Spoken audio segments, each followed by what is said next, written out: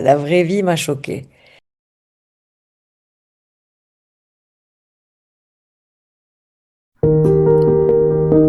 Dépassez le titre, découvrez l'être, des parcours, des voix et des vérités sans filtre. Vous écoutez ACOS. Hello tout le monde, j'espère que vous allez bien. On se retrouve aujourd'hui pour un nouvel épisode, un épisode exceptionnel dans ACOS. Des parcours, des voix, des vérités et tout ça à cœur ouvert, bien évidemment.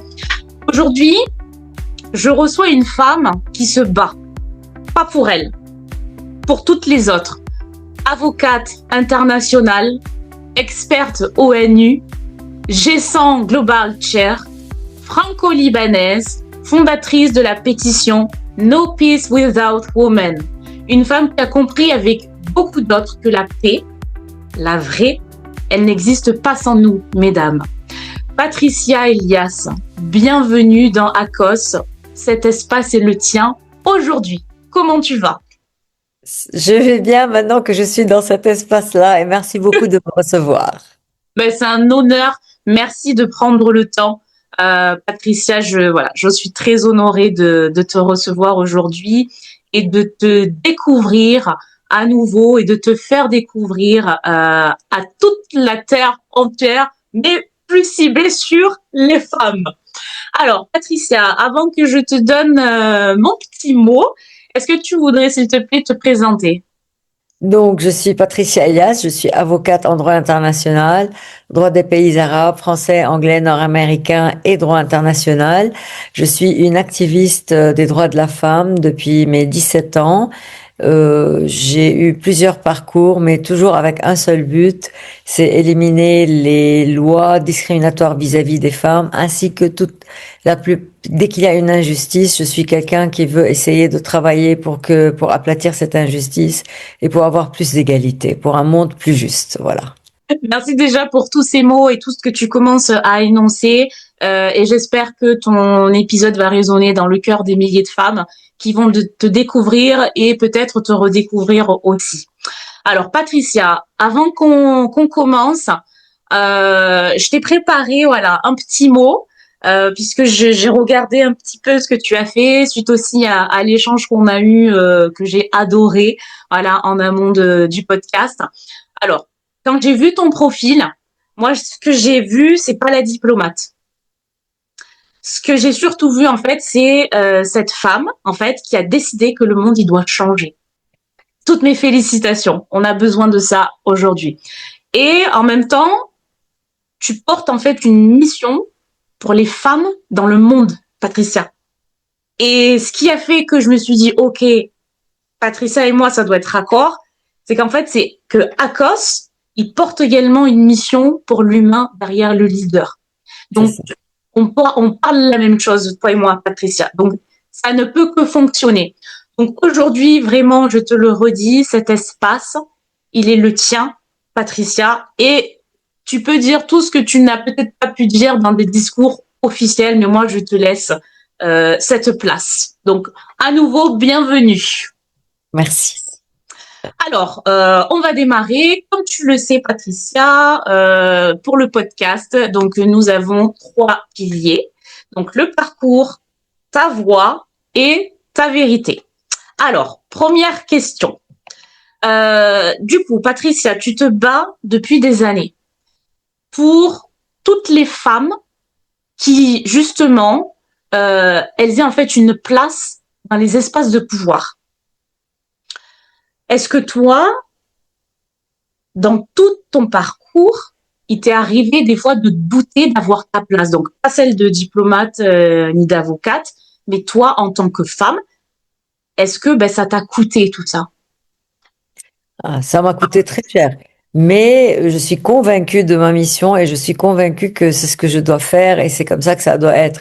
Je suis quelqu'un de foncièrement indépendant et le fait que je n'ai jamais accepté d'être soumise au diktat d'un parti politique ou voilà a fait que je suis restée disons que j'ai pas eu de poste ministériel ou autre parce que je n'obéis pas, parce que c'est pas que je n'obéis pas, c'est que je peux pas dire oui, vous avez raison si la personne a tort ou si elle va pas dans la bonne direction. Donc moi, j'ai besoin d'avoir ma liberté de parole et de dire ce qui est juste et ce qui ne l'est pas. Je peux pas me taire et me taire des injustices et faire comme si c'était bon alors que ça ne l'est pas. Ma conscience ne me le permettrait pas. Et donc voilà, je t'avais dit que comment ça a commencé, c'était à mes 17 ans, première heure à l'université de droit, la doyenne qui était une femme est venue nous lire toutes les lois discriminatoires vis-à-vis des femmes. Et c'est là que j'ai découvert pour la première fois que parce que je suis née fille, que parce que nous sommes nées filles, enfin, nous avions moins de droits que n'importe quel garçon, n'importe lequel dans le monde entier, malgré nos études, malgré notre savoir, malgré nos diplômes, malgré nos postes. Intrinsèquement, la loi nous donne moins de droits, nous donnait moins de droits que les garçons. Exemple, en France, jusque dans les années 75-80, la femme, la maman, n'avait aucun droit sur ses propres enfants. C'était l'autorité paternelle. C'était le père uniquement qui avait le droit qui avait des droits sur les enfants. La maman, si tu veux, c'était la nounou des enfants. Et aujourd'hui, dans d'autres pays, au Liban inclus, c'est toujours l'autorité paternelle. En France, donc dans les années 75, ils ont décidé que le papa et la maman auraient les mêmes droits sur leurs enfants, donc l'autorité parentale. Et donc, alors que par exemple au Liban et dans beaucoup de pays encore, la maman va porter l'enfant 9 mois et une fois que l'enfant est là, elle a les mêmes droits dessus que toi et moi sur l'enfant d'une autre dame. C'est-à-dire zéro. Tu comprends? Et ça, c'est une injustice absolument flagrante. Et c'est pour ça, donc, que j'ai commencé. Et à l'époque, donc, la doyenne de l'université est venue nous lire toutes les lois discriminatoires vis-à-vis des femmes. Et moi, ça m'a frappé, mais comme si quelqu'un me poignardait dans le cœur en me disant, il faut que je change ces lois-là. Il faut que moi, je change cette injustice.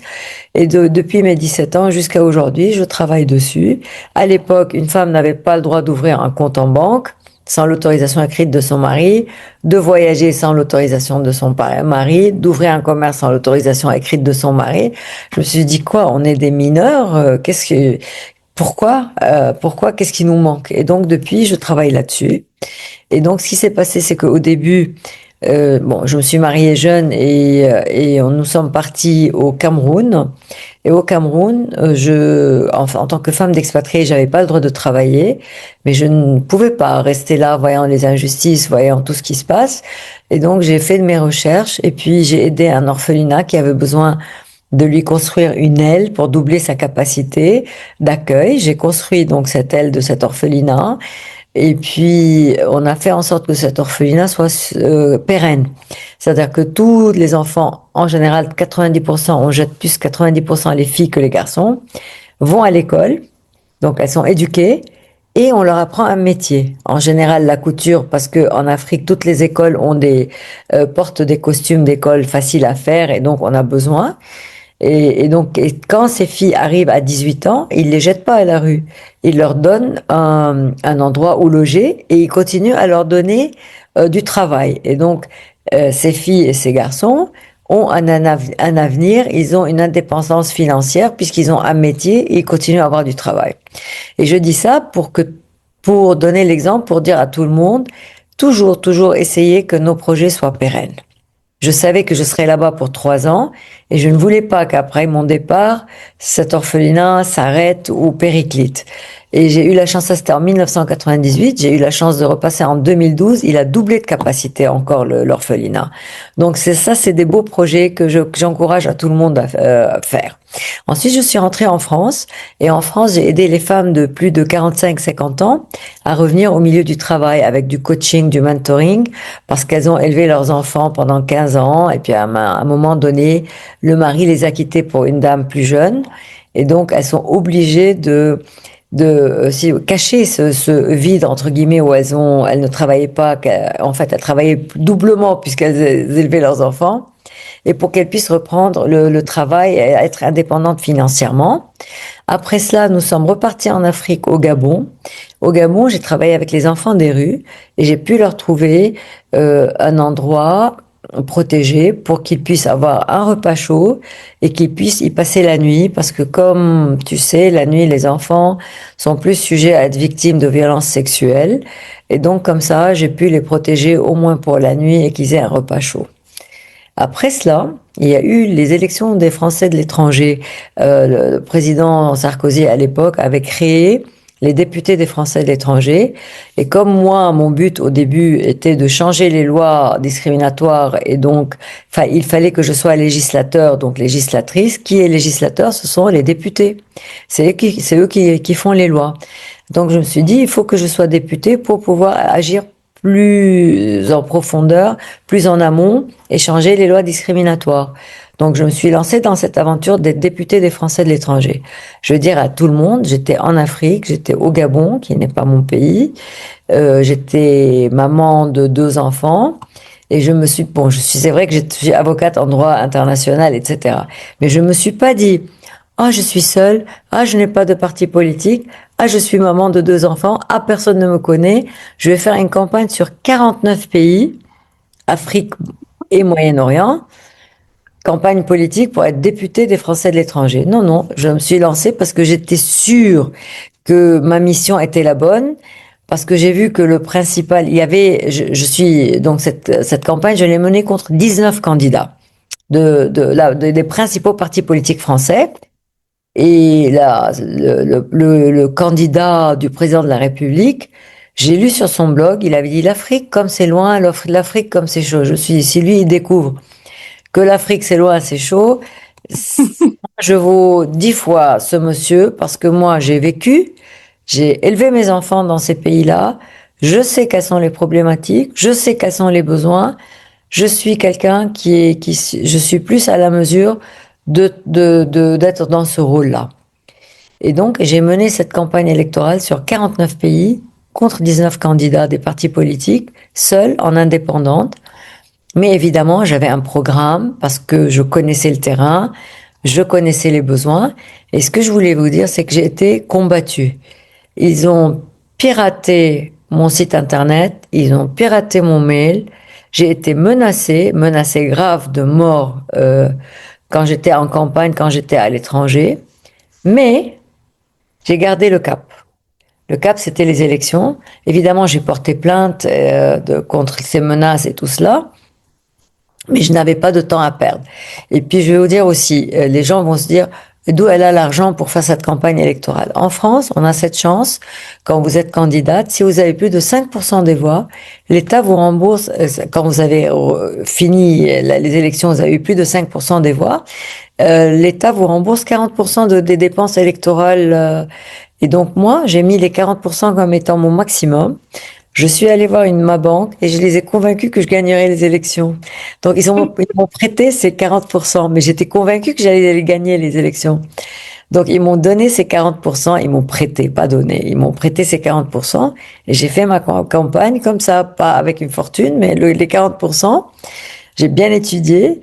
Et puis en finale, j'ai été numéro 2 au Liban, numéro 3 sur 19 candidats sur 49 pays, mais il m'a manqué 23 voix. Et évidemment, j'avais pas les moyens de contester, etc. Ils ont dit, voilà, qu'il me manquait 23 voix, c'est comme ça.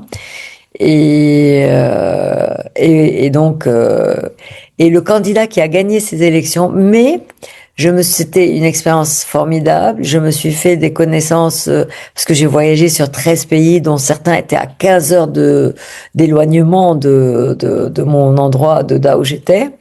Mais je pense que j'ai beaucoup compris la problématique des Français de l'étranger. J'ai beaucoup travaillé dessus pour avoir des changements. Et après cela, malheureusement, le candidat qui a gagné les élections m'a fermé beaucoup de portes. Et très honnêtement, j'ai senti que j'étais étranglée. Je pouvais plus bouger, je n'avais plus de champ d'action parce ça a été très très difficile. Et donc j'ai dû quitter la France parce que Je ne pouvais plus, je n'avais plus de champ d'action et me réinventer. Donc je suis repartie au Liban. Et au Liban, j'ai dû me réinventer, j'ai réfléchi, j'ai travaillé.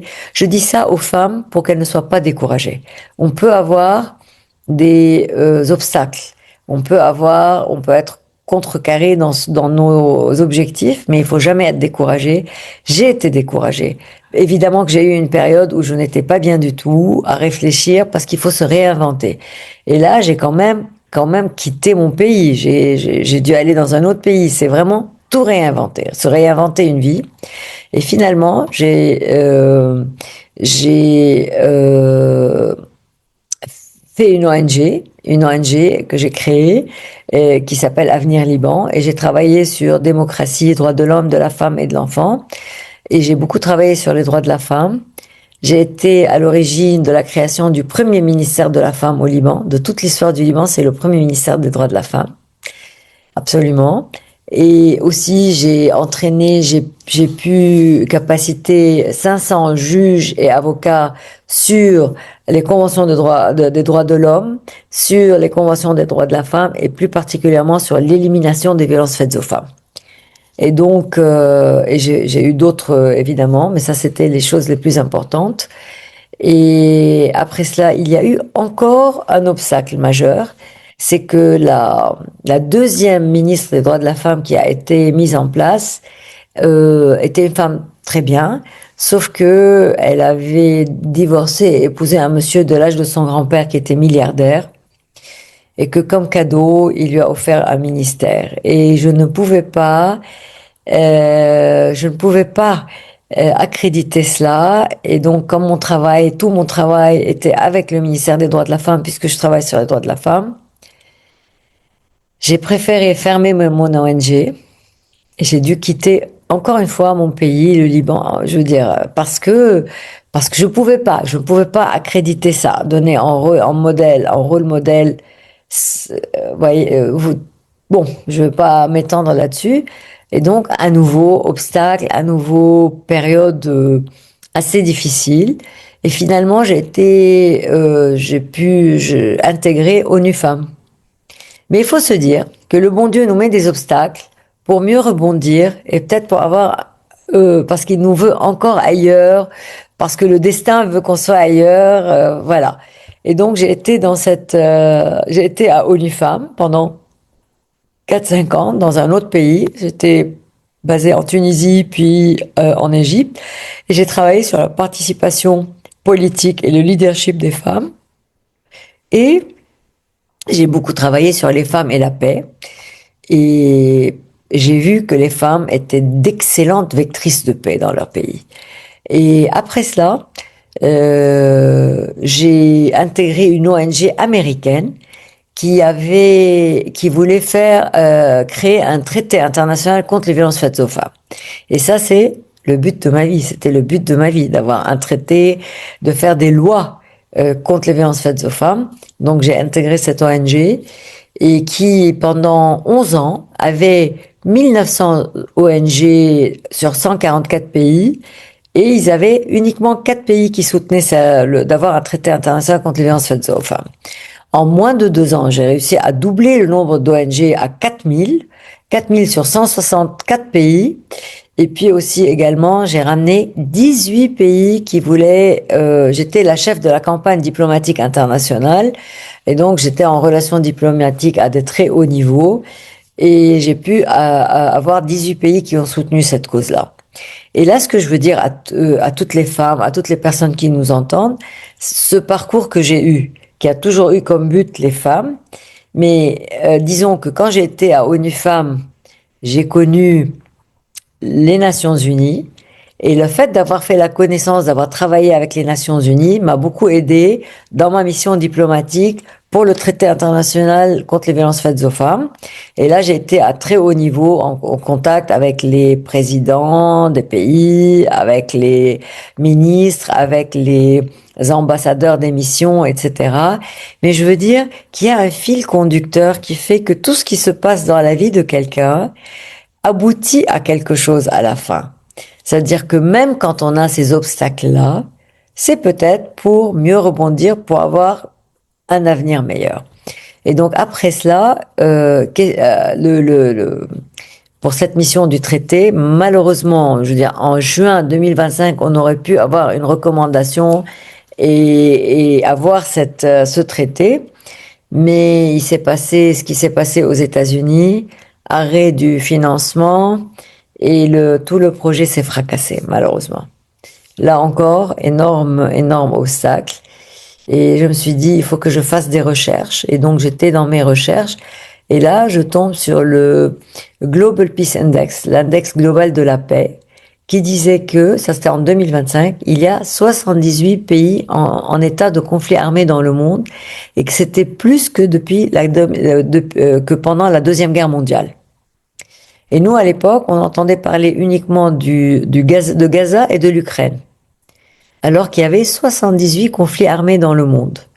Il a dit que c'était plus que donc pendant la Deuxième Guerre mondiale. Il a dit que le nombre de conflits armés avait augmenté de 175% depuis 2010 et que l'index de la paix était en train de s'effondrer de façon extrêmement menaçante. Et là, j'ai compris, je me suis dit, il faut absolument que je travaille pour la paix. Il faut que j'arrête cette esclave. Il faut que je travaille pour la paix. Et c'est comme ça que, là, c'est la deuxième partie, si tu veux, c'est la deuxième question. Alors, oui, aussi, et en même temps, je rebondis par rapport à tout ce que tu nous livres aujourd'hui. Tu portes énormément de choses, Patricia. Des énergies, les mots, la tristesse des femmes que tu écoutes, que tu reçois, la douleur, la colère. Mais toi, est-ce qu'il y a quelqu'un qui t'aide dans ces moments-là? Comme toi, tu reçois tout ça. Est-ce qu'il y a une femme qui t'aide aussi à porter tout ça? Non. Je m'exploite énormément. Quelqu'un m'a demandé ça, m'a demandé une équipe, et j'ai dit, je m'exploite pas mal. Il y a moi et moi-même. Mais c'est pas grave. Ce n'est pas grave. Donc, on est forte. Les femmes sont très, très fortes. Et puis, je me dis toujours, demain est un autre jour. C'est ce qu'il faut se dire toujours dans la vie.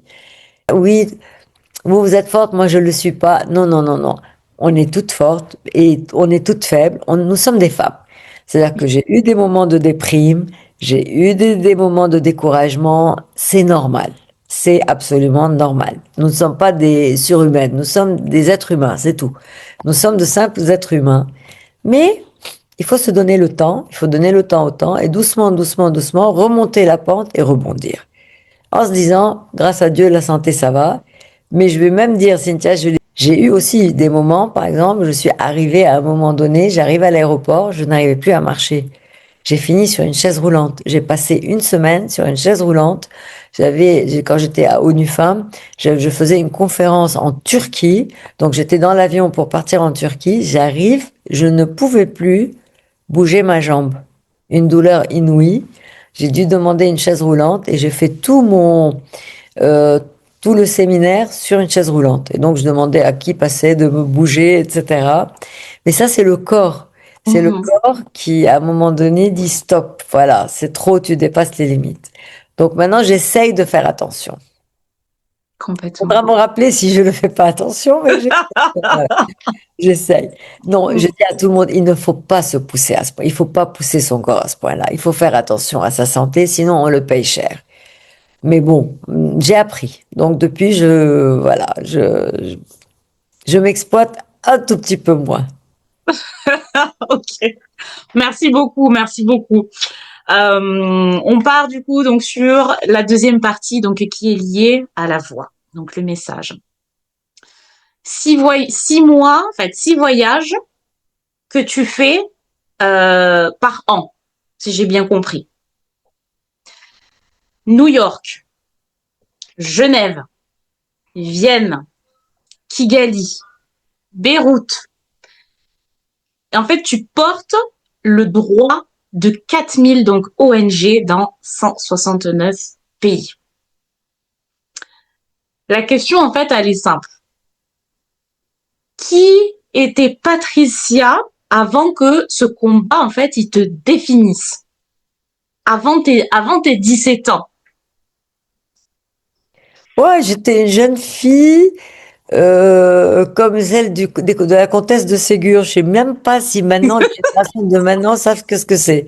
Une jeune fille de bonne famille, éduquée chez les sœurs, qui croit que tout est beau, tout est gentil, etc. Et donc le choc, ça a été un gros choc quand j'ai découvert que déjà que les femmes n'avaient pas les mêmes droits que les hommes, etc., etc. La vraie vie m'a choquée. Mais bon, j'ai récupéré depuis, donc voilà. Et je me suis jamais posé la question. Mais j'étais scout, hein, j'ai été guide, j'étais chef-ten guide pendant quand même 10 ans Ah dans ma oui. jeunesse. Et ça forme.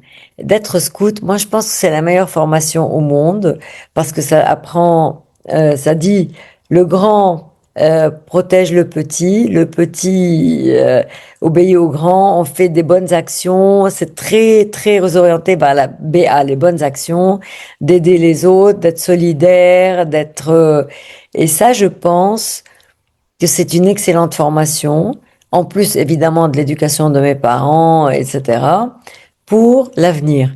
Parce que aussi, on a le système D qui a la débrouillardise, parce qu'on fait des camps en pleine nature, et on est obligé de tout faire avec du bois et de la corde pour faire des vaisseliers, de faire des armoires, tout avec une tente, etc. Ça forge le caractère. Et donc, je pense que ça a aussi forgé le fait que je sois tellement, que je me suis jamais posé la question. Quand j'ai vu qu'il y avait cette injustice, je me suis dit, c'est à moi de la changer. C'est à moi de travailler dessus. Et donc, voilà, moi, je conseille à tout le monde de mettre ses enfants dans le scoutisme parce que ça donne une formation solide pour l'avenir et des épaules solides. Et puis, ça donne aussi des connexions avec les amis, pour l'avenir. C'est surtout ça, les connexions, exactement, avec la projection. Et tu vois, ça fait lien avec ma question. Euh, on se fait une projection, elle est dans 10 ans. On est toujours là. On se le souhaite. Qu'est-ce que tu voudrais que les femmes, elles retiennent de toi? Ah ben, les valeurs, l'éthique, le sens de l'injustice, d'être toujours révolté face à l'injustice, quelle qu'elle soit, et d'essayer toujours de changer là où on peut pour le meilleur. C'est ce que j'ai toujours essayé dans ma vie, très honnêtement. Et donc, et là aujourd'hui, j'aimerais beaucoup que toutes les femmes qui nous écoutent, tous les hommes qui sont aussi des hommes éclairés et tous les jeunes, nous avons besoin de nous serrer les mains, de nous serrer les coudes pour travailler pour la paix au niveau international. Pourquoi? Parce que bon, nous voyons où est-ce que nous sommes. Parce que cette étude, elle a eu lieu en 2025, avant même le Venezuela, avant toutes les guerres qu'il y a maintenant. Et donc, imaginez aujourd'hui. Et donc, moi, il y a la résolution du Conseil de sécurité 1325 qui s'appelle Femmes, paix et sécurité, qui dit que les femmes doivent être absolument dans toutes les négociations pour la paix. Pourquoi? Parce que les recherches ont démontré que quand il y a plus de femmes dans les résolutions pour la paix, dans les négociations pour la paix, il y a 35% plus de chances d'avoir une paix plus durable de 15 ans. Donc, avoir des femmes dans les négociations de paix est plus effectif. Et c'est pour ça que cette résolution a été adoptée par tous les États en 2000. Donc, 26 ans, il y a 26 ans de cela, et aujourd'hui, elle est toujours pas implémentée. Donc, j'ai fait cette pétition qui s'appelle No Peace Without Women, pas de paix sans les femmes, qui demande à inclure les femmes dans les processus de paix. Pourquoi? Parce qu'on aura plus de résultats positifs pour la paix que ce que nous voyons aujourd'hui. Et je vais te dire que j'ai eu deux expériences personnelles là-dessus. En Libye, c'était la guerre. J'ai travaillé à ONU Femmes et bon, on avait comme pays aussi la Libye. C'était une guerre atroce en 2019. Nous avons réuni 40 femmes et ces femmes, il y avait du sang entre elles. Je veux dire par là que le père de celle-là avait tué le fils de l'autre, le fils de celle-là avait tué le frère de l'autre. C'était très lourd. Nous avons eu très peur. Nous étions, évidemment, nous faisions la médiation dans cette réunion-là. Et au bout de 2 heures de temps, qu'est-ce que tu veux qu'il se passe? Ces femmes en pleurs, elles étaient en train de se prendre dans les bras et elles ont décidé de faire une coalition pour la paix dans leur pays. Donc les femmes, elles peuvent monter au-dessus du sang pour le bien de leur famille, de l'humanité, de leur pays. Les hommes auraient dit quoi? Je veux me venger, je continuerai, je tuerai jusqu'au dernier de ta famille pour laver le sang de mon fils, etc. Les femmes ont pu surmonter ça. Et j'étais témoin de ce qui s'est passé. Et elles l'ont fait pendant 3 ans, elles ont travaillé sur la paix dans leur pays. Et d'un autre côté, aussi, toujours dans ce même pays-là, il y a eu plusieurs envoyés spéciaux des Nations Unies pour la paix. Et c'était toujours la guerre. C'était des hommes. Ils ont envoyé une femme qui s'appelait Stephanie Williams. Et cette femme, en moins d'un an, a réuni les seigneurs de la guerre et a pu arriver à ce qu'il y ait la paix en Libye. Il y a eu la paix en Libye en un an. Avec cette femme qui était aux manettes de envoyé spécial des Nations Unies pour la paix en Libye. Donc j'ai vu ces deux témoignages. Et puis il y a la Colombie qui a fait la paix en Colombie, ces deux femmes. Il y a un film d'ailleurs qui relate cela. Au Libéria, beaucoup, mais on n'en parle pas bizarrement. Et donc avoir des femmes dans les processus de paix donne un résultat plus effectif. Et je vais vous donner autre chose. En 2024, il y avait moins de 10% de femmes dans les processus, dans les négociations pour la paix. 2025, 9%, 2028, 7%. Et aujourd'hui, 9 processus de paix sur 10, aucune femme. Du coup, on voit le résultat brillant pour la paix qu'on a actuellement. 9 processus sur 10 pour la paix, il n'y a aucune femme. Donc aujourd'hui, il y a urgence pour qu'on travaille pour la paix. Je demande à chacun et chacune de signer cette pétition No Peace Without Women. Le plus important, c'est nous devons arriver à 10 000 signatures pour le présenter au secrétaire général des Nations Unies et aux chefs d'État dans le monde entier pour dire nous voulons la paix. Nous voulons travailler pour la paix, pour une paix inclusive des femmes.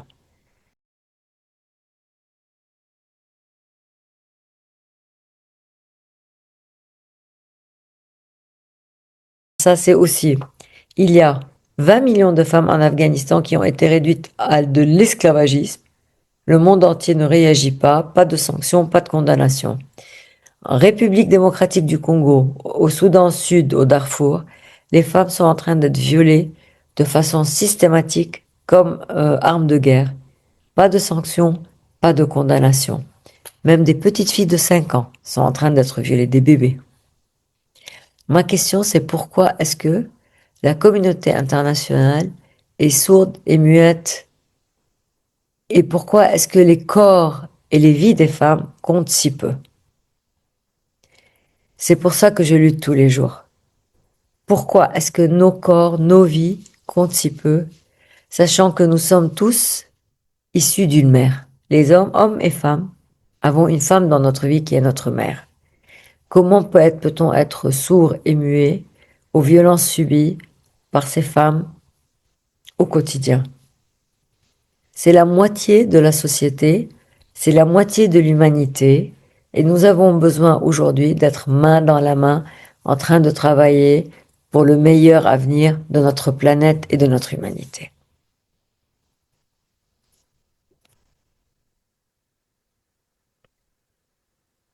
Waouh. Et très honnêtement, même si je le dis 100 fois, ça me touche toujours. Ce que j'entends des souffrances des femmes subies, je parle des viols, je parle du harcèlement, je parle de... Ce n'est pas normal. Et aujourd'hui, ça ne doit plus avoir lieu. Je vais te donner un chiffre, Cynthia. En France, combien est-ce qu'il y a de viols et de tentatives de viols par an? Je suis allée au haut commissaire, à la haute autorité de l'égalité entre les hommes et les femmes. Et j'ai pris leur rapport. Le rapport de 2022. Combien de vols, de viols et de tentatives de viol en un an en France, pays civilisé, pays des droits de l'homme et de la femme. Viols qui ont été reportés et des viols des majeurs, pas de mineurs, c'est-à-dire des personnes au-dessus de 18 ans. 155 000 en France. On parle de viols dont on a parlé, reportés. Je parle même pas, ils parlent même pas des viols dont personne n'a parlé, dont les femmes ne se sont pas plaintes, etc. 155 000, dont 82% sont des femmes. On parle même pas des viols des mineurs. D'accord? Combien arrivent à porter plainte? Parce que le chemin, c'est un chemin de croix pour arriver jusqu'à porter plainte. 19 000 plaintes auprès des tribunaux. De 155 000, on arrive à 19 000 plaintes. Combien de condamnations? 0,4%. Je parle de viol et de tentative de viol. Je parle de la France, pays des droits de l'homme. Ne me dites pas qu'il n'y a pas encore beaucoup à faire. Il y a. Et c'est pour ça que chaque fois que je vois une femme dirigeante, une femme avec des responsabilités politiques, je leur dis, occupez-vous de tout ce que vous voulez, plus les femmes.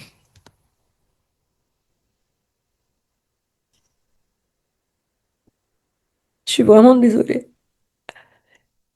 Mais ça me touche.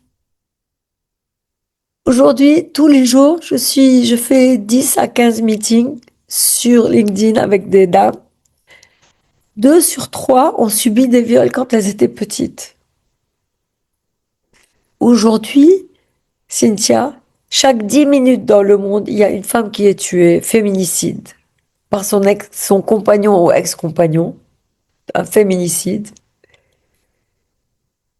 2 femmes sur 3 ont subi des violences quand elles étaient petites. Aujourd'hui, 2026, jusqu'à quand? Et puis tout ça, ça coûte énormément. Je parle même pas des vies humaines brisées, des dépressions, mais ça coûte aussi aux États. Ça coûte dans les millions. Parce qu'il y a la dépression, il y a toute la famille qui est dans un état piteux. Je parle même pas des enfants qui sont dans un foyer violent, qui ont vu leur mère se faire violenter par leur père, frappée par leur père, etc. Ils ont toute leur avenir, toute leur vie est imprimée par ce qui s'est passé dans leur enfance.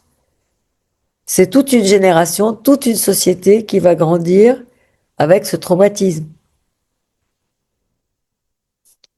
Donc il faut agir.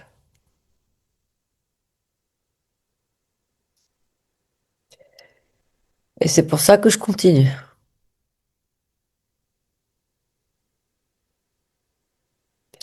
Et c'est pour ça que je demande à chacune, à chacun, le minimum. Faites le minimum. Signez cette pétition pour la paix et surtout, partagez-la avec toutes vos connexions pour qu'on puisse arriver à 10 000 voix, pour au moins qu'on montre que le mouvement des femmes dans le monde a fait quelque chose, a travaillé pour la paix. Pour que l'humanité voit que les femmes peuvent agir, peuvent faire quelque chose de positif, qui est de travailler pour la paix.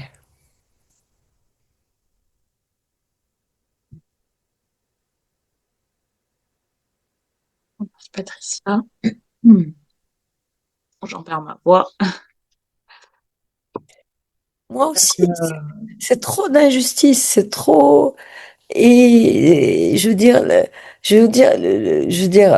la République française a dit que c'était une priorité, les violences faites aux femmes et tout ça, mais je ne vois pas ce qui se passe sur le terrain, malheureusement. Et pourtant, on peut faire. Et pourtant, on peut faire. Voilà. Il faut arrêter l'impunité, il faut donner l'exemple, il faut que ça s'arrête. Il faut hausser la voix. Et pour terminer sur une note plus positive, en Espagne, ils ont pu déjà un peu réduire le nombre de féminicides, etc. Et pour dire que les femmes peuvent créer des mouvements, il y a eu le traité de non-prolifération des armes nucléaires entre la Russie et les États-Unis à l'époque de Gorbatchev et Reagan. Et Gorbatchev a dit que ce traité international contre les armes nucléaires, prolifération des armes nucléaires, avait été dû au mouvement des femmes en Angleterre. Dans un petit village qui s'appelle Greenham, il y avait une base militaire nucléaire et les femmes du village ne voulaient pas de cette base nucléaire. Donc, elles ont fait un sit-in pacifique autour de cette base-là pour dire on n'en veut pas. Certaines ont été torturées. Tous les soirs, ils enlevaient leurs tentes, ils les laissaient à nu dans le froid glacial de la campagne anglaise. Certaines ont été violées. Elles ont résisté pacifiquement pendant 4 ans et elles ont eu gain de cause. Le camp a été démantelé et il y a eu ce traité international de non-prolifération des armes nucléaires qui a été signé entre les États-Unis et la Russie. Et Gorbatchev a dit que certaines même des articles de ce traité étaient ceux demandés par ces femmes-là, de ce petit village à Greenham. Et ça, vous pouvez même mettre sur Google, vous l'aurez. Et donc, nous pouvons. Yes, we can, comme Obama a dit. Oui, nous pouvons. Et donc, donnez-vous le pouvoir, mesdames. Donnez-vous cette force. Croyez en vous. Et moi, je crois dans toutes les femmes. Et je crois surtout que l'avenir brillant de l'humanité, ça passera par les femmes. Ce sont les femmes. Merci Patricia, j'en ai la chair de poule dans tout ce que tu viens de dire, tout ce que tu acceptes de nous livrer toujours à cœur ouvert. Au-delà de la puissance et des mots très forts que tu donnes liés aux épreuves que traversent ces femmes des fois qui sont seules, qui ne sont pas écoutées, ou alors qu'on fait semblant d'écouter aussi, des fois. Ben toi, tu es là, tu es debout, tu résistes malgré les obstacles, malgré les barrières que l'on peut mettre sur ton chemin. Et c'est ça qui est beau, en fait. On peut pas passer à côté de toi, de ton portrait, de ce que tu dis sans que l'on fasse quelque chose derrière. Tu vois, j'avais encore une question. Tu vois, liée à la vérité. Je te la poserai pas, en fait, parce que elle a pas lieu d'être. Clairement, tu as déjà donné toute ta vérité. Ça serait faire du forcing que de te poser cette question-là.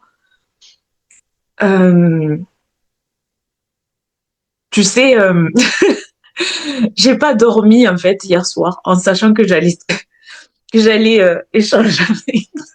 J'en suis désolée pour toi. Mais tu vois, dans le bon sens. Oui. Parce que je me disais, il y a quelque chose de très fort. Je sens qu'il y a quelque chose de très fort qui va se passer. Après, est-ce que je vais lâcher moi aussi? Est-ce que je vais être forte? Parce que je pleure assez facilement quand ça me touche.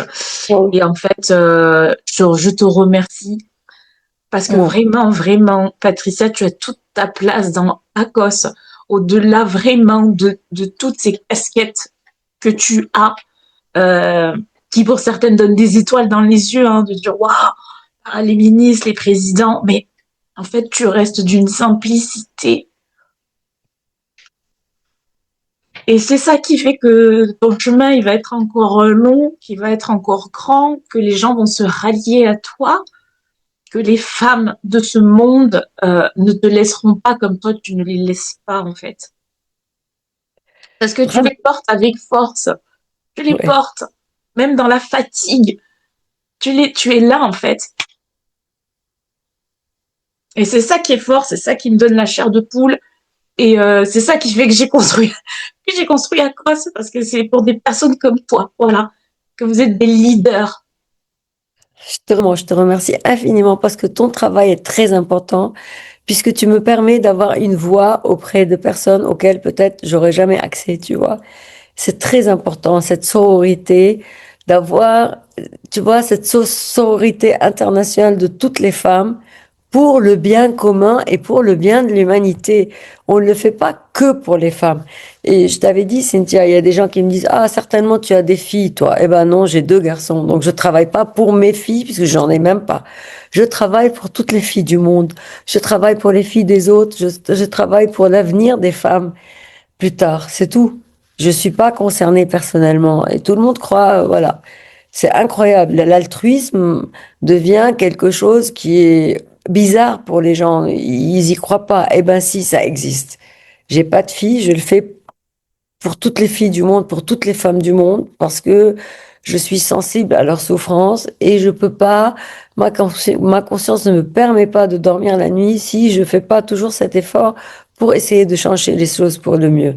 Et je pense que chacune d'entre nous peut le faire. Et si on est toutes unies, si toutes on fait quelque chose, eh ben, on va y arriver. Les gouttes forment un océan. Et j'attends de vous de former l'océan et de signer cette pétition. Ça, c'est rien. Dans votre canapé, vous cliquez, vous signez. Pas de paix sans les femmes, no peace without women. Juste pour qu'on se dise, j'ai fait quelque chose pour la paix dans le monde. Voilà. Patricia, on arrive à la fin de ton épisode qui, je le répète, est exceptionnel. C'est une chance que nous avons. Quel est le conseil que tu souhaites donner à toutes ces personnes qui vont te découvrir, femmes et hommes? Voilà, l'humain en général. Je dis, je voudrais qu'on remette au centre les choses les plus importantes, qui sont l'éthique, la valeur, les principes, la morale, construire des ponts, construire des relations. Quand j'étais chef de la diplomatie internationale, pourquoi j'ai réussi à avoir 18 pays? Parce que j'étais authentique, parce que j'ai construit ces liens de confiance. Et donc, les gens savaient que je suis quelqu'un, parce que faire une négociation juste pour la gagner et disparaître, l'autre partie ne veut plus jamais te voir de sa vie. Mais quand on fait une négociation en ayant discuté tous les deux pour avoir le meilleur pour les deux, pour avoir le meilleur des résultats pour les deux sont bien et on a envie, on a construit des liens pour l'avenir et on continue de travailler ensemble parce qu'on ne vit pas sur une île déserte, on vit sur un même bateau, on a besoin de construire l'avenir de l'humanité.